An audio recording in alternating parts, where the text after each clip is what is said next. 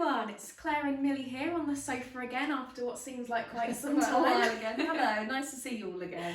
We are here with something quite exciting. We've decided that today we're going to be talking about Star Clipper, and more specifically Royal Clipper, their flagship. I've just been very, very lucky to go on a 4-night sailing around France and Italy with on Royal Clipper. Had an amazing time. So lucky to finally have done it. I know you've been before and keep raving about it, and we've got so many wonderful customers who go time and time again. But we thought today we get quite a lot of questions about Star Clippers because they're so different, so unique. So we want to answer some of those questions today. And of course, if there are any other questions you have, then feel free to drop those in the comments section below. Yeah, perfect. Yeah, as you say, it's a real unique experience, and I'm so delighted that you finally been on it because I go on about it so often. It's nice to share that buzz with somebody in the office on a regular occurrence. So one of the things we thought we'd do, like Millie said, is just try and cover some of your most commonly asked questions. Yeah. So first, Claire, how does Star Clippers differ from the standard cruise line? Well, for me, it brings a smile to my face straight away because it's just a complete and utter romance with the sea. To be on a boat that's obviously a much smaller size and in a quite a unique way with the sails and all the way the boat is fitted out, a true traditional maritime experience, it is very, very special. One I always want to encourage people to do if they like that sort of thing. So I'd say it's a romance with the sea and feeling the wind sailing in the sails. You and I both are real big fans of the Sail Away Party. It's a goosebump experience as they play Vangelis classical music and the lights all are lit up in the sails. It's very, very special. You can truly feel at one with the sea on a Star Clipper cruise. So next question. So the next thing we've often talked about is water sport. So we don't actually sell this extras that they include enough, I don't think, and particularly on Royal Clippers, even better, isn't it? So Royal Clipper has something very special, which is their water platform at the very back on the bottom of the ship. From here, on days where you are docked and the sea is calm enough, there will be a very friendly member of staff there who, for no extra cost, will help you.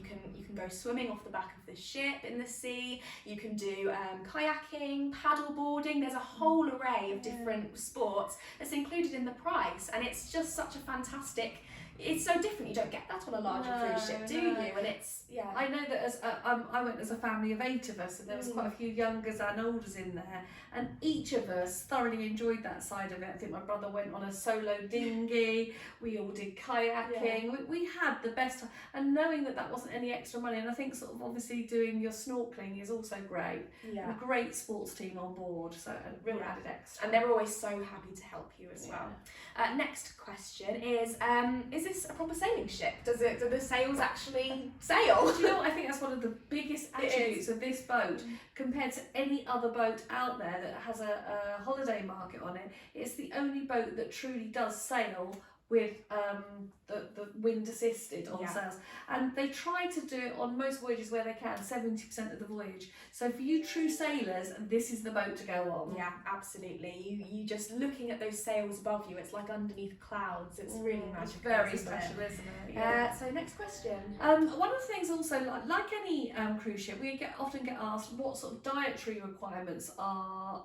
If they're taken care of properly, and I know you're a vegetarian, aren't you, Millie? I am. I'm always really, keep an eye on what kind of dietary requirements are met when on board these things, because I myself, have dietary requirements.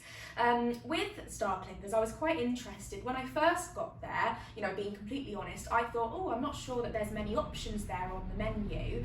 It's quite a small menu. They kind of have their food is delicious. I can say that for sure. But you look at this menu, you think, there's only maybe 1 or 2 options. I brought this up with the maitre d', and he said, well, what do you want? I'll cook anything you like. So I had some delicious pasta dishes, some salads. Most of the time I did have what was on the menu because it was so delicious. But if there is absolutely anything that you have concerns about, if you don't want it, whether you have dietary requirements or not, they will make you whatever you like. Absolutely. Because it's so small, they have the ability to properly cater to each individual passenger. So that's really important. I remember on our family holiday, some of us had 2 main courses because we couldn't choose.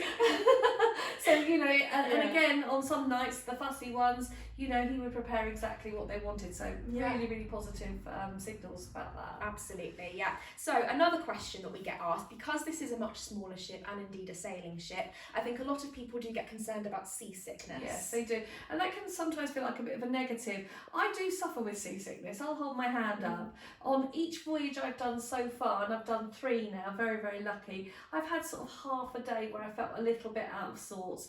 Most of the sailing is done in the evening, so you're at dinner, you're having fun on the boat, and then you're asleep. So the days that you're at sea and you're sailing are possibly the most likely where you might feel it.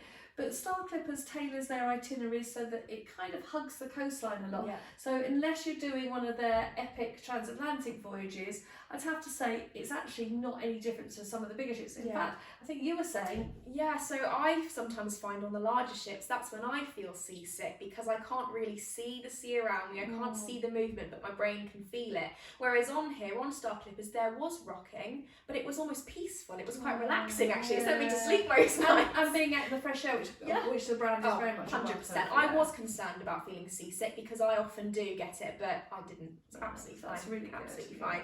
And then the last question. Well, I was going to combine the last two. So ports of call is often, again, what sort of ports of call are visited? Do you know what I can only say is smaller, more intimate and pretty destinations are much more accessible than the big ships. Yeah. An example for me is I went around Greece on one of the itineraries, and I thought I knew Greece really well, but we went to 3 different ports I hadn't even heard of, which I felt really embarrassed about as a travel agent, but also really delighted, and it really highlighted to me that these smaller ship experiences are much more immersive and allow you to see some more beautiful places. And combined with that, we often get asked, is the ship like a cruise experience? Is it luxurious enough?